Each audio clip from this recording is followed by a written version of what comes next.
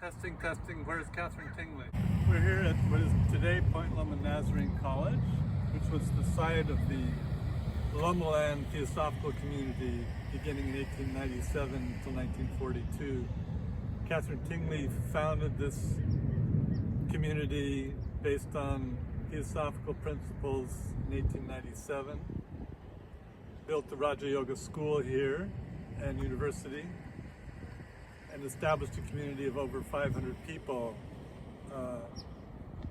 They grew all their own vegetables, fruit, trees, did their own printing, published books and magazines based on her idea of what she called the Universal Brotherhood and Theosophical Society. We're here at Point Loma Nazarene College looking at what was built originally as the Spalding House at the Lomaland Theosophical Community.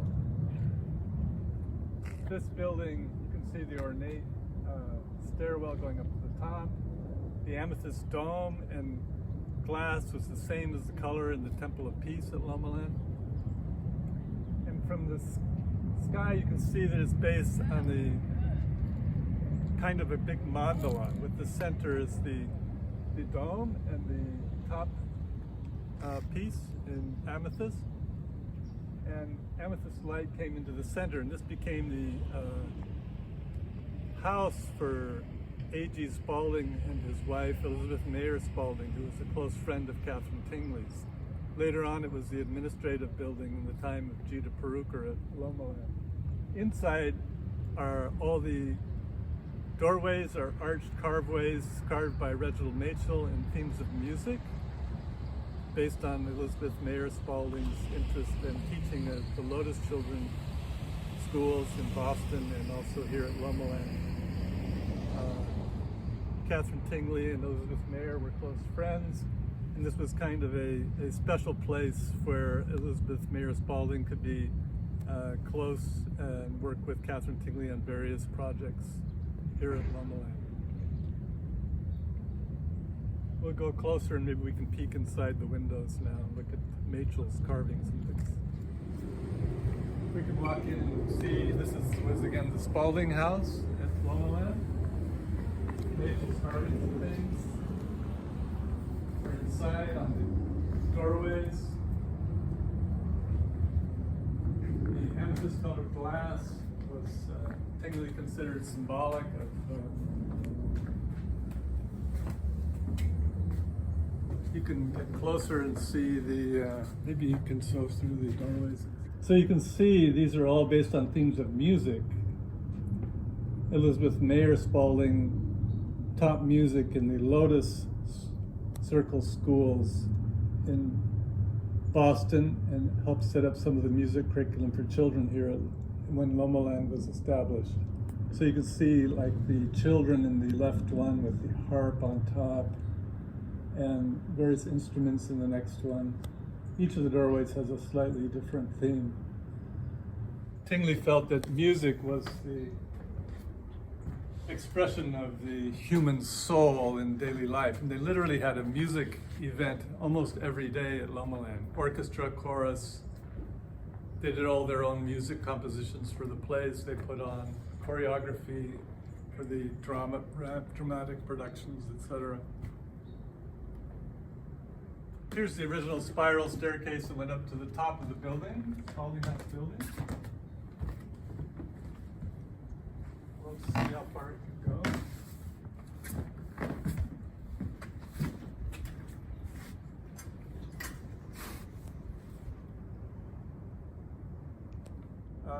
They have a gate here now, it's as far as we can go.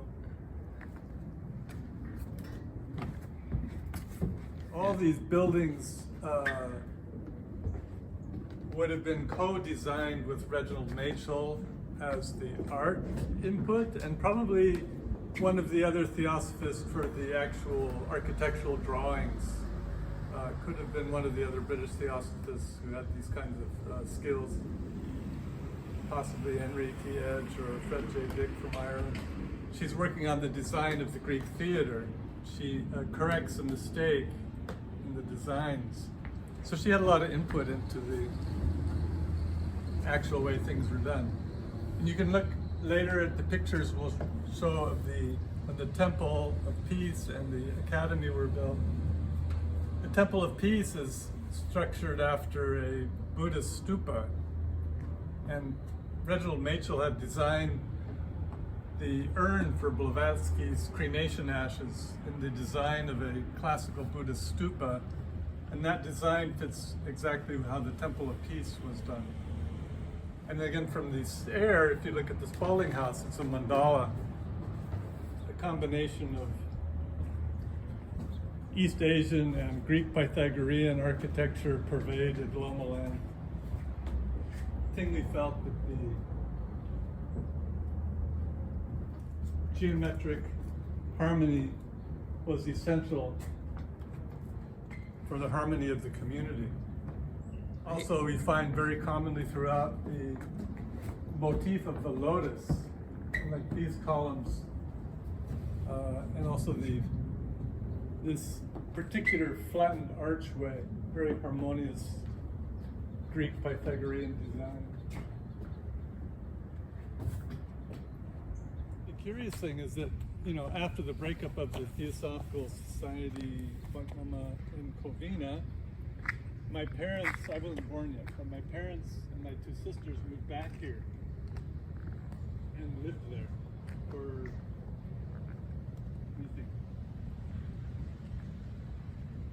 2 years. So Katherine Tingley's background emerged out of New England Transcendentalism. She was born in 1847, Newburyport, Massachusetts. She's surrounded by the thought of New England Transcendentalism. Emerson, Thoreau, Whitman, John Greenleaf Whittier is their neighbor, famous poet and abolitionist.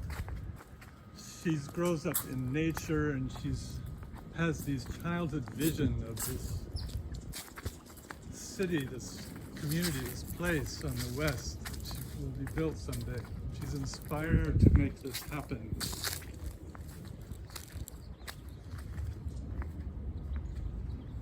She then meets William Q. Judge in New York. Much later, after many trials and tribulations in her life, very complex, and she's inspired by Theosophy. She's looking at religion, philosophies, meta-science, integrating Eastern and Western mysticism. She wants to make this, as she says, she wants to make Theosophy intensely practical, something you do in daily life. She envisions this community. Here's one of the first houses built at Lomaland. It's called North House. You see the kind of mandorla-like amethyst windows.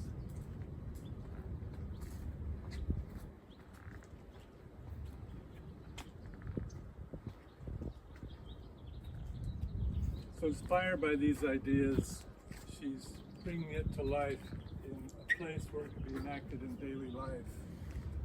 She's looking at drama, art, music, literature, poetry. You're using these ideas from childhood, earliest years, into one's daily life.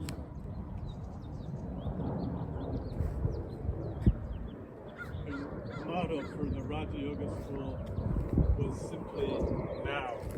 Tingley was a great person of action, and she felt like it was important to manifest these metaphysical ideas in daily activity.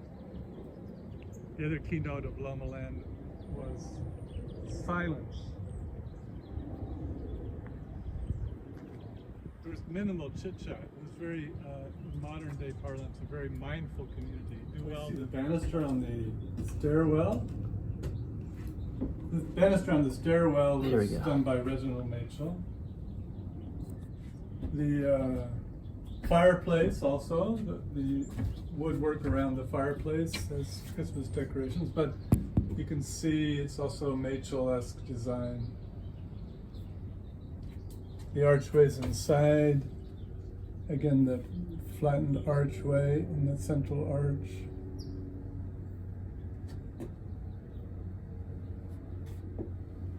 The North House is very unique, and this was the first place Katherine Tingley lived here. And North House still carries some of the vibes of the time. There's a certain feeling about this place. You can almost imagine her walking up the stairwell and being here and hosting guests here. It has quite an unusual atmosphere at this end of the campus. It still holds some of the early Lomaland qualities in this particular part of the campus today. Some of these large trees were planted by the Theosophists at the time. It still remains quite noticeable almost to anyone. She used to say, my father recounted, one of her sayings was, she would say, is, I sit by the sea and watch the future through the weather. And I think this goes back to her time in Newburyport, because she had view of the ocean there. Also seemed to like these view of water always. Also in the center she established in Visingsö, Sweden, the island there, there's also this river, this lake scene, and the tranquility of the ocean. So again, her saying, mystical saying, I sit by the sea and watch the future through the weather, kind of expresses her enigmatic character of someone who was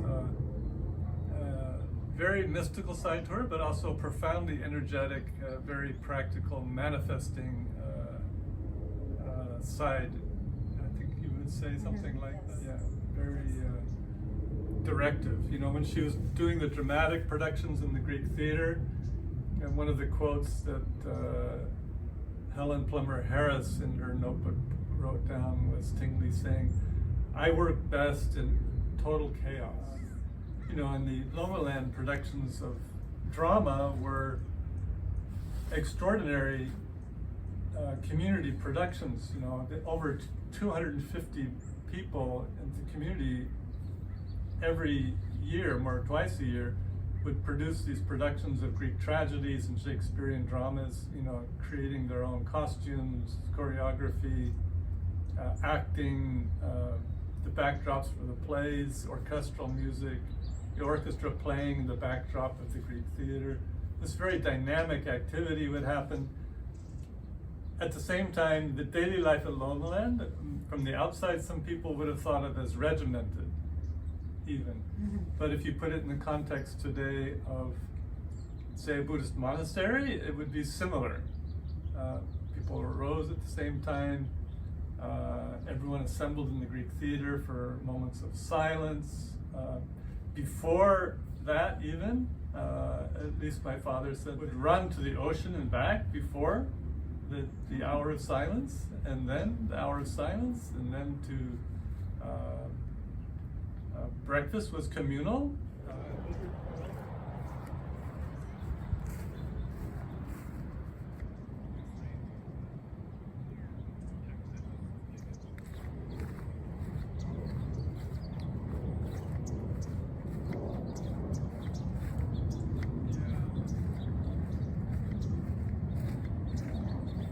Imagine Tingley standing up there.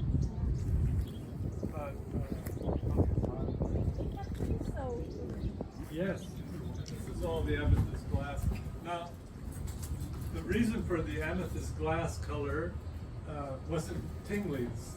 This comes from its use by Helena Blavatsky in London in the meditation room she built there, which used blue glass and also amethyst colored glass in her meditation.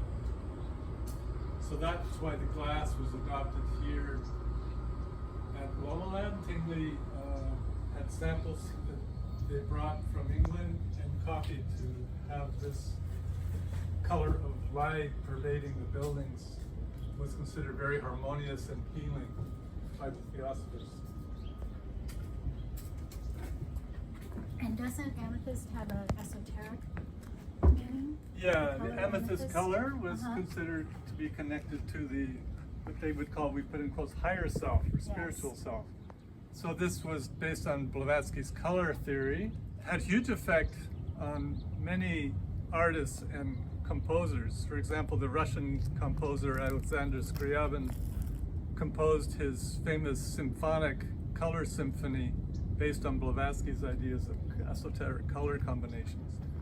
And at Lomaland, early on, they did a production of a children's play based on the color symbolism as well. And even my mother was born and grew up here at Lomaland, so when she was raised learning piano, all the keys of the piano had their colors on them. The children were automatically seeing sound and color as a seamless connection between the two things, which is quite extraordinary. Yeah, and the theosophical idea from Blavatsky is each of these colors corresponded to what the Theosophists would call a element in our constitutions, you know? So our mental, emotional, physical, subtle energy, spiritual energy aspects of our human constitution, these colors corresponded to.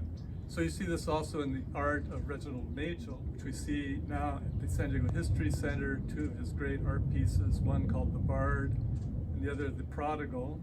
But Machel's use of color comes from his, living with Blavatsky and studying with her in London. He then brings to Lomaland, but it's in his artworks where he uses these colors in very subtle and harmonious ways to produce effect through the harmony of color. Well, my father does recount in the very informal, spontaneous, quote-unquote paranormal realm, where he's in her office and she's, for some reason, to pick up something or do something. He's a maybe late teenager then, and she has a stack of mail on her desk, and she just picks one up and sticks it on her forehead and read it to him, and then handed it to him, and he opened it. Right. And she did it to several in a row. Yeah. At the same time, she didn't seem, at the time, a little before that era in spiritualism, there was a lot of so-called table rapping, trance mediumship, and she did not involve herself in that one. Hasn't changed in 100 years. So by the mid-1890s, after Blavatsky's death, Blavatsky had left her legacy to two key people. In America, one of them was William Q. Judge, who was head of the Theosophical Society in America, originally born in Dublin, Ireland. The other person is Annie Besant in Europe and in India. So this was Blavatsky's way of passing on the torch to two key people. And of course, as things go, what would happen within the next 3 years is that contention started to build between how these two different people envisioned how the Theosophical Societies should go. And with Annie Besant was one of the other founders of the Theosophical Society, Colonel Henry Steele Olcott. Olcott and Judge were both lawyers and had been in practice together at times. So there were interpersonal factors and also principles involved. Anyway, all this built to a head, and by the mid-1890s, the American section of the Theosophical Society insisted on keeping its autonomy. And this is referred to as a split in the Theosophical Societies, where it was really the American group wanting to maintain its sovereignty in a sense. Olcott had shifted to a more organizational model, global model, and they wanted all the theosophical groups under that umbrella, administered very tightly, more tightly, and the Americans wouldn't go for this, along with some others from different parts of Europe and other places. Tingley was right in the middle of this, being close to Judge at that time. There was lots of complicated history. What comes out of this ultimately is Tingley succeeds William Q. Judge. She comes out of nowhere. And again, it's her impetus to take Theosophy into a direction.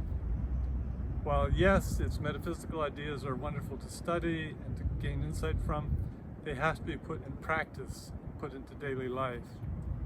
She's inspired by her background, again, to carry this into an actual living community practice.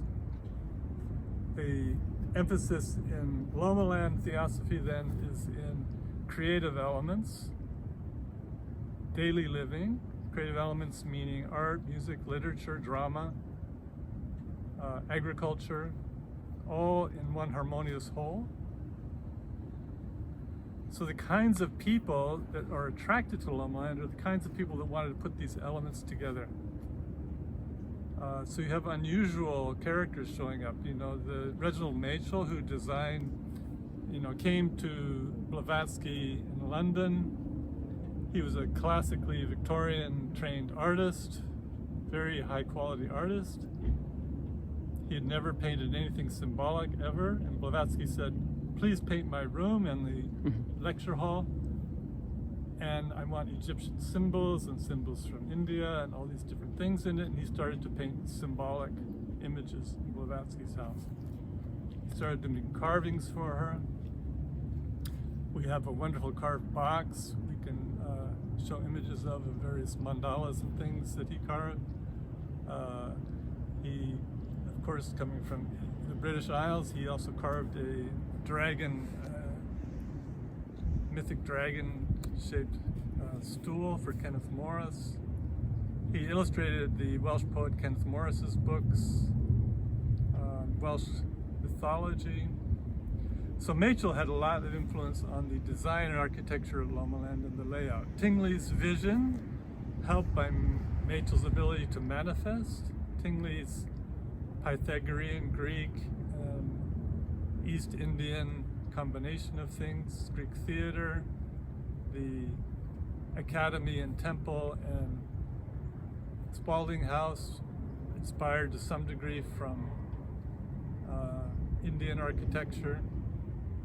All these things came together at Lomaland in one community process. So agriculture at Lomaland had a lot of different facets. There was the vegetable gardens and fruit trees, but also was what was called the forestry department. The forestry department was headed up by Fred G. Plummer when he could visit and be here, and a man named Gauzal. They both worked for the U.S. government. Fred G. Plummer was what they called the first geographer of the United States government in the under Teddy Roosevelt, and also I think before that. He was in Washington most of the time. So they set up the forestry department, and then they grew thousands and thousands of trees here that were planted not just on Lomaland but on Point Loma. So all these original Torrey pines that are here, the Canary Island palm trees, these olive trees all down through the canyon are original here from Lomaland. Eucalyptus trees here at Lomaland also were planted all by the Theosophists, and was considered a very important piece of the Lomaland community, was this ecological, agricultural mode of things. And what is this building? It's now called Public Safety, and at the time of the Theosophists it was called Casa Rosa. The reason it's called Casa Rosa, meaning house of roses, is all this, these are all rose bush cuttings, canes, through the whole of the building here. And Casa Rosa was the center for essentially the resident Lomaland clinic healing place. Dr. Lauren F. Wood was the resident physician, though there were many physicians at Lomaland during the early time. He was a practicing homeopathic physician. He studied in San Francisco, homeopathy, and created his own remedies, which were, I've heard anecdotal stories of the children lining up during the cold and flu season and receiving their remedies, which were very effective by reputation and recounting of these times. He was from the East Coast, and he bought property here, and he built a hotel sanitarium. Yes. And the sanitarium ended up being the homestead building, which Katherine asked him if he would let the Theosophists have it. And so then it was renovated to house and to be a big part of the Theosophical buildings. Yeah, you can see photos of the original sanitarium and then the dome goes over it. Yes, and the transformed. The building was diamond shaped. Yes. So just going to walk down and see if we can see the remains of the garden that Kenneth Morris built. He called it the Dragon Path Garden. Some of the succulents and cactus might remain. We'll have to explore a little bit. And I'm not even sure how much it's overgrown. It's certainly never been maintained, but some pieces of it remain. So I'm going to peek in here. What about this cactus right here? This cactus would be from that time period, and it would be the remains from the garden, for sure.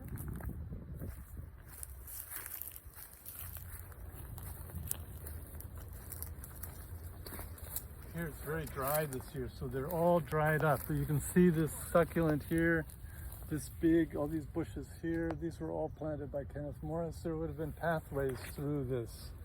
Now wild plants and acacias have grown up. There's some more things over there. And there's some jade there. Yes. There's another cactus on that side. Oh, yeah.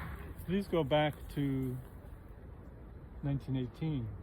Really? Yes. I have some of those in my yard. This is 1918. Wow. And he actually, in the oral history, my mother was born at Lomaland, literally. Wow. And she was born on Katherine Tingley's birthday, Oh. July 6, 1918. And Kenneth Morris built the Dragon Path Garden in honor of my mother's being born on Tingley's birthday. Oh, can you imagine that? That is so special. Anyway, little bit of the path.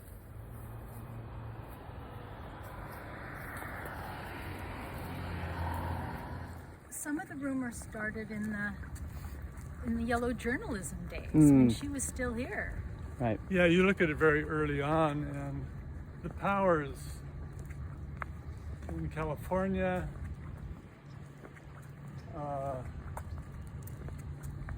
there's a very slanderous headline about Tingley put in the Los Angeles Times.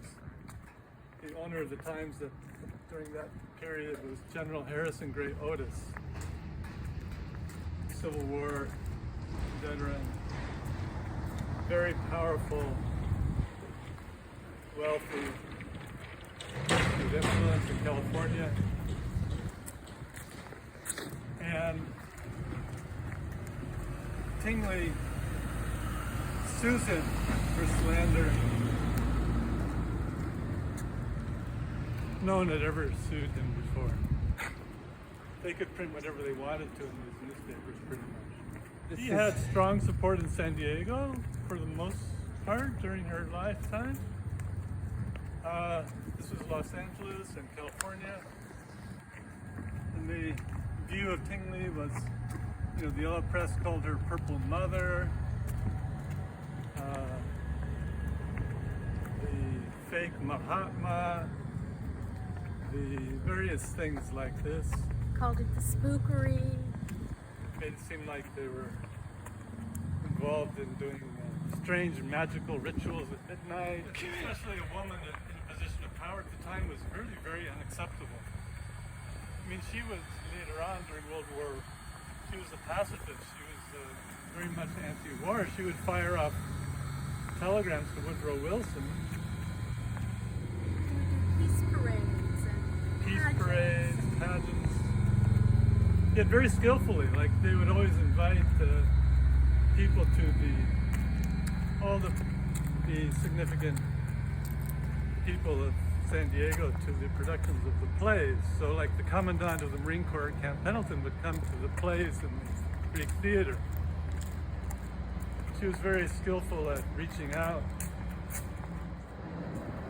Also the fact that Lomaland was really the cultural center of San Diego, at least through the end of the 1920s.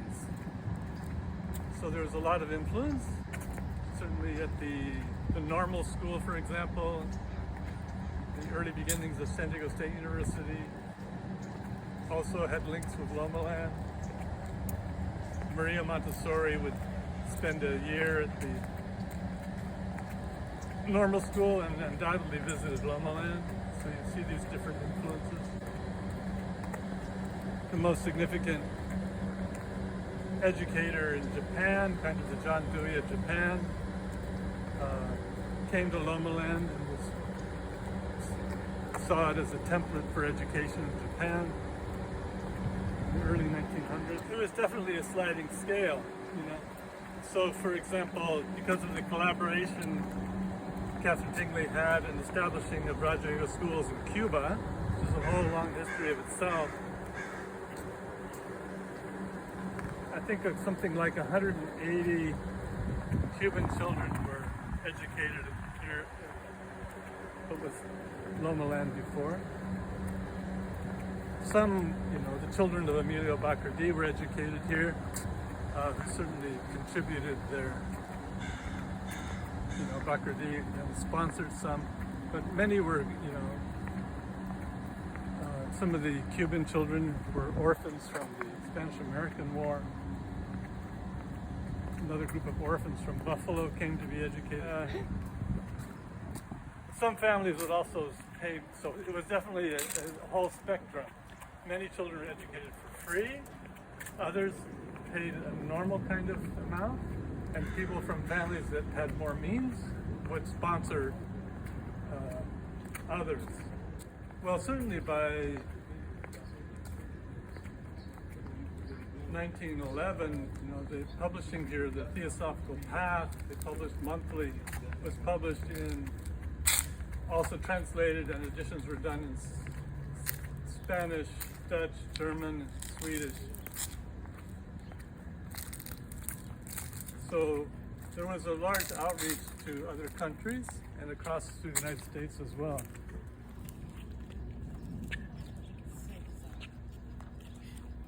So here's Katherine Tingley's original home, which is moved 180 degrees, used to be over here, over there, sort of. Yeah, kind of like right over here, is overlooking. Yeah, right, actually right So about right over directly here. across. And it was turned that way. So I've heard rumors about the stairs and why they're short in there. Oh, yes. So this was Tingley's primary residence after North House for the first few years, and then this was built still relatively early in the 1900s. And then inside, as we go in, this is all new on this side. Columns are original. See if we can peek in. The stair steps are very short. Maybe not half a normal step, but about 2/3, I would say, the normal step up. And this fueled all kinds of curious rumors in the recent time period, with many people fantasizing the idea that Tingley did this because they had to be short so that a turtle could walk up them, because she was going to reincarnate as a turtle or had been a turtle in the past. And of course, this idea in Theosophy is ridiculous. But the actual reason, of course, is Tingley was barely 5 feet tall. She'd actually had an injury when she broke her leg, and she wanted short steps. That's the actual reason for it. She's very practical. And of course, Theosophy very much promoted and believed in the idea of reincarnation and karma from Indian thought. And in the Theosophical view, human beings could only reincarnate as human beings. It was impossible to reincarnate into earlier evolutionary phases. So again, this idea in Theosophy would be looked at as rather curiously and foolish idea. Another one I've heard is that, I've heard this one too, that she had a Pekingese dog. Iverson Harris used to walk the dog. Dixie. And then one of the stories that has started in one of these same fantasy things was that the dog was the reincarnation of William Q. Judge. Also very, but these ideas come out of people's fantasy to try and, as projections to try and put down or degrade or dismiss and miss the whole context of what the community and her ideas were about. Before that, she had a dog whose name was Spots. Yes. And people made up stories about who Spots was too. And they thought Spots was reincarnated from. Originally, Tingley called her house Washir Crest, which is from a Native American name from where she grew up in Massachusetts. And referred to a place or also to the tribal peoples that grew up there. She was very supportive and pro-Native American. She would visit Pala Indian Reservation in San Diego often. In those days, there was tremendous discrimination against the indigenous people in San Diego. The chief from Pala came to Lomaland and did a ceremonial invocation here. And she would go there. Kenneth Morris and others went with her to visit Pala a few times. She had a special connection with Palomar Mountain. So, for example, in the laying of the cornerstone at Lomaland, there was a specific time of night. It was late. It was 11 something at night in February. It was cold. Hundreds of people had come from all over the place. Nothing was here. And 60 miles straight north, dirt roads, no cars. She had members of the Lomaland Theosophy group at the top of the mountain lit a huge bonfire that could be seen from Lomaland because she wanted to connect the spiritual energies of Lomaland to Palomar Mountain, which was considered very sacred to Native people, Native American people, and Kumeyaay people in San Diego.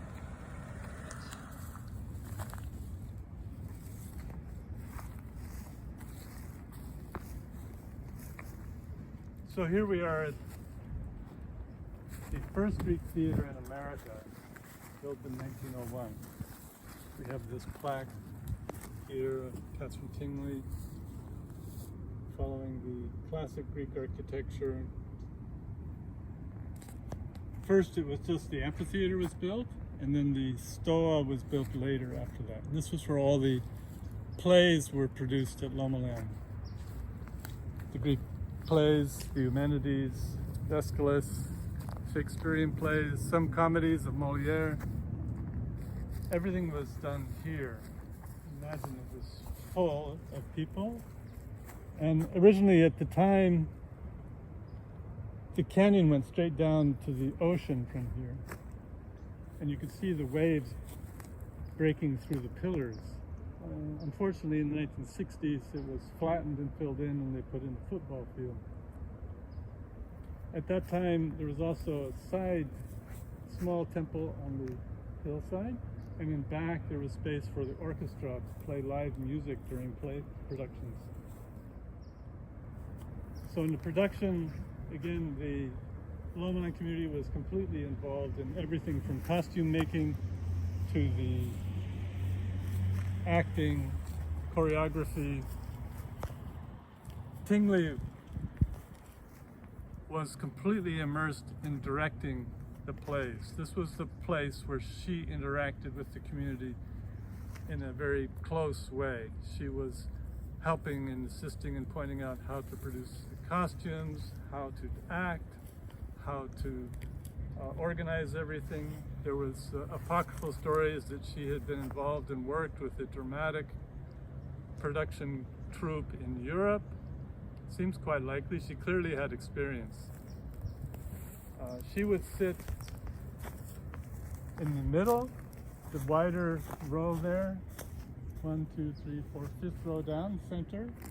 He was bringing a large chair, maple carved chair. She would sit there during the rehearsals and then during the productions and presentations. And this was really her place where she interacted in a very close and transformative way with students. She would give people roles to play that were challenging to who they were.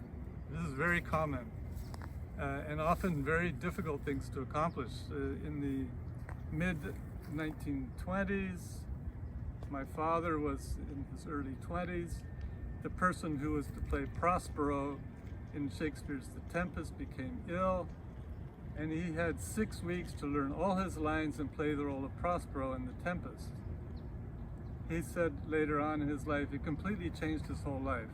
Before that, he had been a rather overly sensitive and shy person, and after that, all of that dissolved, and he had no trouble with public speaking and expressing himself in his life in an entirely new way. And playing the role of Prospero, who's the archetype of the enlightened man, or the magus, the magician, in Shakespeare's play, was also highly transformative for him. My mother in the early plays also played in the Midsummer Night's Dream as one of the fairies.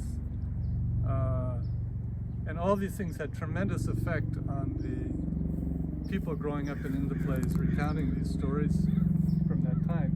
The other interesting thing about it is that unusually, usually we go to dramatic production and it's there in this enclosed space. But at Lomaland, the space between the place of production and the activity of the community wasn't separate. And the whole community is producing the play. This has a much more dynamic and tremendous effect on everyone. Again, live music and also color symbolism played a role in the costuming and everything. They were following these ideas from Helena Blavatsky's ideas on esoteric color symbolism. All these things to produce a more harmonious effect on the audience. For the Greek tragedies, for example, they produced their own music. Walter Damrosch, the composer, wrote music. They did. Rex Dunn, resident living at Lomaland, wrote compositions with Kenneth Morris writing the lyrics for a number of pieces. When they're in Visingsö, Sweden, Tingley says, we need music for the big gathering at Peace Conference in Visingsö in 1913. It was for the next day. Kenneth Morris and Rex Dunn composed and wrote the lyrics in the morning for what was played in the afternoon. It's quite called the Peace Pipe. Quite amazing creative energies here. Again, this is the original building. This is also original building over on the left from Lomaland period. And behind us, the Katherine Tingley house, which was turned around 180 degrees from where it was before. So really, in a number of things, Tingley opened the door. In architecture, music, drama, even movement, like in the mornings, everyone would meet at the Greek Theater for time of silence and inspirational quotes from religious literature, Bhagavad Gita, Blavatsky's Voice of the Silence. Other texts would be read. Everyone gathered here. But also then there was movement, calisthenics movement. Diaphragmatic breathing was taught at Lomaland, for example.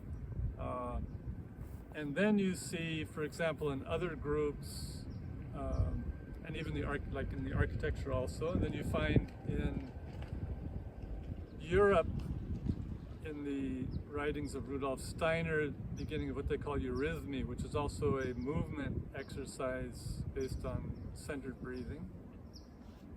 And also you have Rudolf Steiner's Goetheneum, built after the temple, in his own take on it, but clearly the similarity is extraordinarily close. And then also Waldorf School of Education, Montessori educational method.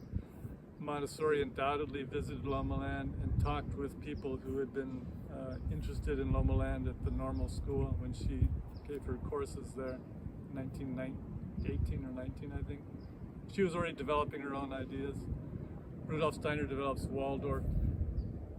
Really, you could say Tingley's Raja Yoga school education idea is a combination of Waldorf methods and Montessori methods. In Lomaland, they're very much involved in the kinds of activities that you might find in a Waldorf school, of growing plants and working with materials and being in nature and the arts. And Montessori school also has some of those elements, but more emphasis maybe on some developing the mental, emotional aspects. She had silent moments in the classroom. Silence at Lomaland was pivotal. There's a cross fertilization going on between these groups, influencing each other for sure. This is not something you can say exactly what happened which, but definitely these different strands of the Theosophical movement, which had this tremendous emphasis on education, also the later Krishnamurti schools, all have this common ground in ideas in Theosophy and have slightly different takes on how it's applied. The Theosophists in the 1890s, Judge had a lot to do with this, what he called the Oriental Department Papers.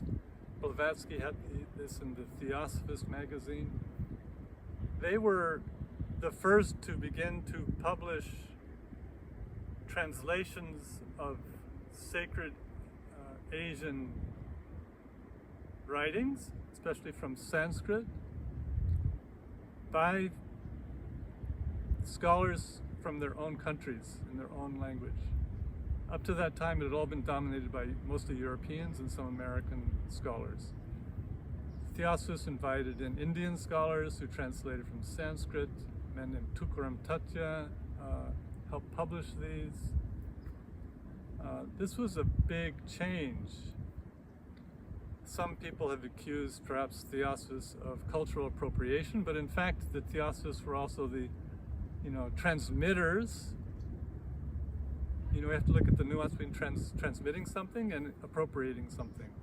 And they made their best attempt at the time to transmit things without from the native speakers of the language. So doesn't Raja Yoga mean Royal Union? What does the there was a book translation? published in the 1890s called Raja Yoga. So this also had a big impact on the Theosophists in general. This was published in India. And people were looking at this idea of Raja Yoga as the balance of these elements in our human nature, how to balance the spiritual, mental, emotional, and physical aspects of a person. So Tingley saw this as a thematic element in the Raja Yoga school, where this would be made as the curriculum.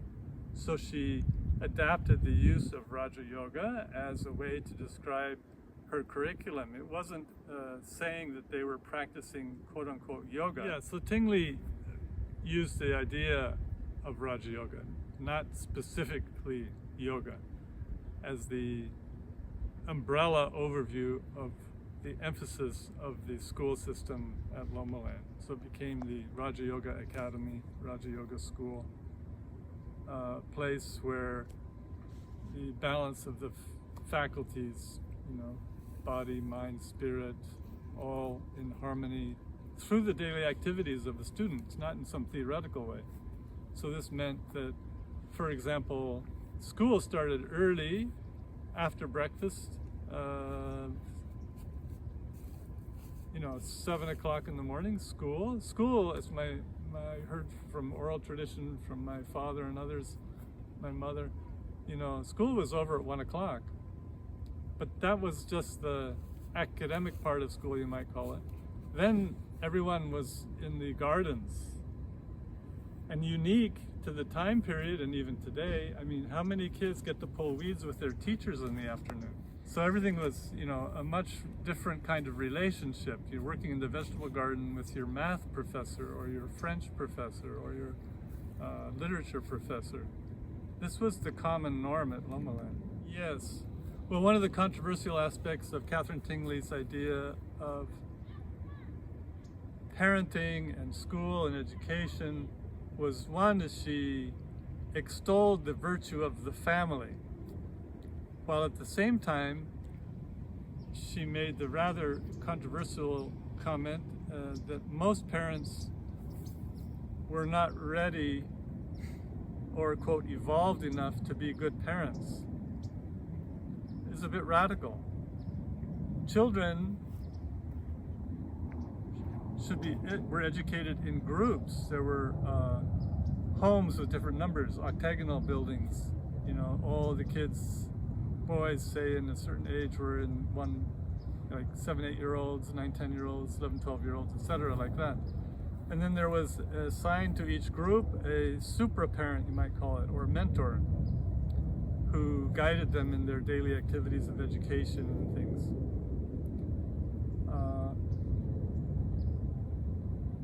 Even children whose parents lived at Lomaland would mostly see their parents on weekends. Again, Tingley is very radical in one way, but actually it worked really quite well for the most part in terms of how it worked out. And actually the connection between family was still very strong. It was a very unique experiment, if you will, in education. And you can see it in how the community evolved later with how, when Lomaland ended due to various complex economic and other outside causes and conditions in 1942 and during the 30s, long-term Lomaland residents had to reconnect and merge into, quote, the outside world. They didn't have a problem doing this. This is the most remarkable thing of all. People who were highly trained in all kinds of things at Lomaland growing up. Everyone knew stenography, everyone knew how to type, everyone knew all kinds of skills. You know, Iverson Harris had been Katherine Tingley's secretary. He'd been head of the cabinet under Dr. Pruker's time. You know, after this came apart, he became secretary to the head of the Santa Fe Railroad. Another person who had grown up here, was very interested in literature and things, you know, became secretary to the head of the Asian Art Museum in San Francisco. It was Helen Savage Todd. So everyone transitioned into expressions that were similar. The composer here, Rex Dunn, ended up working in Hollywood doing musical scores for movies. It was remarkable, all these shifts and things. You know, within the community, it had a certain focus, and then outside the community, their activity continued. Well, at the very beginning, Tingley had this idea, which had a very long name. It was shortened to School of Antiquity. School for the Revival of the Lost Mysteries of Antiquity, but became the SOA, School of Antiquity. School of Antiquity grounds were over that way, and it was considered so sacred that there was no speaking when walking across that area. You'd just beyond the buildings over there. The School of Antiquity was laid out in a paradigm that Tingley considered more far-reaching, even broader than the Theosophical, or even her Universal Brotherhood Theosophical Society. So this was like an educational paradigm that looked at the roots of, one could call perennialism, or the wisdom traditions, in a full curriculum involving all aspects of, again, body, mind, and spirit, but on a whole curriculum from childhood through university. It was this big, you know, and what was started at Lomaland was only seen as a foundation for this, or the beginnings of this. It wasn't yet to be completed in the future at some time. Tingley was central dramatic play that Tingley worked with was the Aeschylus Greek tragedy of the Eumenides. This was first produced even in New York in 1899, and then multiple productions from then until 1929. She saw it as the exemplary drama of inner transformation. You have the scene in your Eumenides where the Furies, who are the dark, repressed, uncontrolled energies of human being, transform into these beings of light. This was central to Tingley's idea in the Eumenides. So for that, they composed their own music. They had Greek style costuming, and some of the there's one recounting of where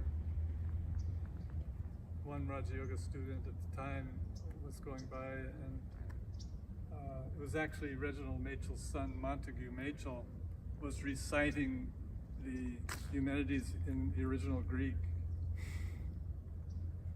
This kind of thing at Lomaland would happen. Quite magical and transformative. Tingley felt the participation of audience with the actors and the internal transformation of the people acting with the audience was an essential part of not only personal inner harmony, but also the harmony of the community. Yes, the theater would be filled. This is even before automobiles much. And then as they finally was, automobiles coming here, people would come, and then their productions, and then also in the San Diego Union of the time, under the pseudonym of Yorick, there would be reviews of all the plays given. So people were reading about these in the local media all the time. And this would inspire people to come. It really became the cultural center of San Diego during that time period. The orchestra really transformed from about 1912-13, when a man named Daniel de Lange retired in the Netherlands. He was the head of the Amsterdam Conservatory of Music at the time, and had experience in composing, and also he was a conductor. So he came here, and then the Lomaland Orchestra really became like an almost symphonic level orchestra, very high quality. And so performance level increased. Some of the students, Rex Dunn, had begun doing compositions by the late teens. Others were writing music and lyrics. Kenneth Morris wrote lyrics, other people. Walter Damrosch was a composer, also did the Greek mode compositions for the Eumenides. It was a very rich cultural period happening.